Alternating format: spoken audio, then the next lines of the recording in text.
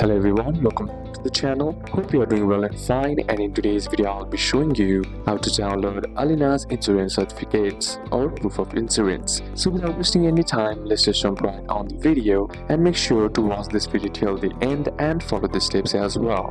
In order to download your Allianz insurance certificate or proof of insurance, first what you can do is simply head over and open up your browser. Then inside on the search bar type in Allianz login. Then once the search wizard loads, simply select the login to your account link, and once you tap on it, you will be redirected to the homepage of the Allianz. Now all you gotta do is just simply enter in your username and then enter in your password, then tap on login to log into your account. And once you're inside, what you need to do here is simply tap on the three horizontal bar on the top right corner of the screen and you'll see my policies, and simply select that. Inside it you'll see a list of active insurance policies like travel insurance, health insurance, car insurance, home insurance and life insurance. Tap the policy you need. Then look for documents or certificates. This may be labeled as documents, certificates, policy documents or download certificate or proof of insurance. Simply select it. Then select insurance certificate or proof of coverage.